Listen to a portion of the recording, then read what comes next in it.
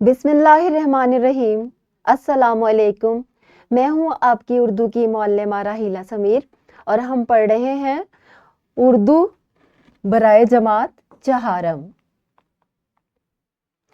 आज हम पढ़ रहे हैं सबक नंबर 8 और इसका उन्वान है हयाते इकबाल के चंद दिलचस्प वाक़यात। इस पे जो हम हासिले ताल्लुम आज हम पढ़ेंगे वो ज़बान शनासी से मुताल्लिक है और हासिले ताल्लुम है मुतलाजिम ग्रोही अल्फाज का तसव्वुर समझ सकें।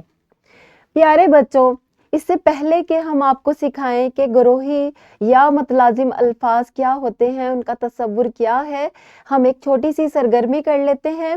ये एक स्कूल की तस्वीर है। जब ये हम अल्फाज बोलते हैं, स्कूल या कहीं लिखा हुआ देखते हैं, तो हमारे जहन में कुछ स्कूल से मुतल्लिका अल्फाज जहन में आ जाते हैं। तो ये तस्वीर है, इसको गौर से देखें और देखें कि आपके जहन में कौन कौन सी चीज़ें आती हैं। वीडियो को पॉज करें और ये सरगर्मी करें। शाबाश, आपने बिल्कुल सही बताया कि सबसे पहले तो स्कूल का लफ्ज़ जहन में आते ही हमें एक इमारत का तसव्वुर हमारे जहन में उभरता है और फिर देखें कमरा जमात हमारे जहन में आ जाते हैं। इसके बाद जो है वो तख्ता तहरीर हमारे जहन में आता है, मेज़ और कुर्सियाँ आ जाती हैं, स्कूल का बड़ा सा दरवाज़ा, इसके अलावा खेल का मैदान, बच्चे, असातिज़ा और बहुत सारी चीज़ें जो कि स्कूल में पाई जाती हैं हमारे फ़ौरन ही जहन में आ जाती हैं। तो वो अल्फाज जिनको बोलते ही हमारे जहन में कुछ और उनसे मुतल्लिका अल्फाज आ जाएं जहन में, जो उनसे जुड़े हुए होते हैं, उनको ग्रोही अल्फाज कहते हैं या मुतलाजिम अल्फाज कहते हैं। तो आज हम इसको ही पढ़ रहे हैं और आपको सिखाएंगे कि मुतलाजिम अल्फाज को जुमलों में कैसे इस्तेमाल करना है, अपनी गुफ्तगू में कैसे इस्तेमाल करना है। तो सबसे पहले हम इसकी तारीफ बताते हैं कि मुतलाजिम अल्फाज क्या होते हैं। ऐसे अल्फाज जिनको लिखते, बोलते या पढ़ते ही उनसे मुतल्लिका दीगर अल्फाज जहन में आ जाएं, मुतलाजिम या ग्रोही अल्फाज कहलाते हैं।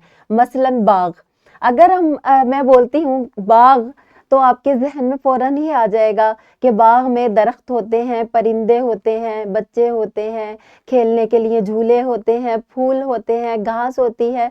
तो बाग जो है एक मुतलाजिम या ग्रोही लफ्ज़ है जिससे बहुत सारे अल्फाज मज़ीद जुड़े हुए होते हैं।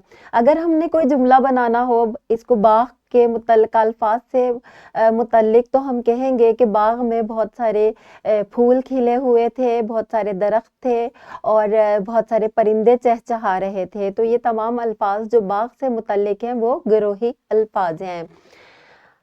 आसमान के ग्रोही अल्फाज क्या है? आसमान अगर हमारे जहन में आता है, आसमान के तसव्वुर से सूरज, कौसे क़ज़ा, बादल, बिजली, चांद, सितारे, जहाज वगैरह का ताल्लुक आसमान से जुड़ जाता है और ये तमाम अल्फाज जो हैं वो आसमान के ग्रोही अल्फाज हैं।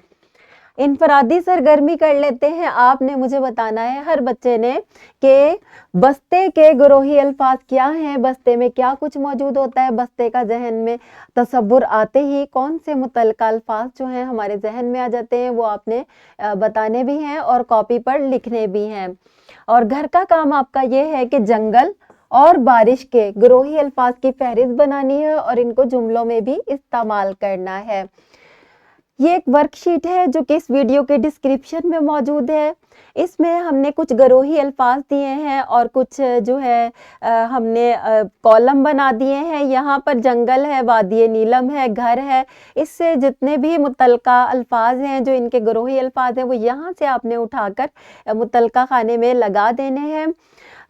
प्यारे बच्चों, आज हमने जो सीखा है उसमें सबसे पहली बात तो ये कि हमने सीखा है ग्रोही अल्फाज की तारीफ और इसका जहन में तसव्वुर, ग्रोही अल्फाज का इस्तेमाल, ग्रोही अल्फाज की मिसालें।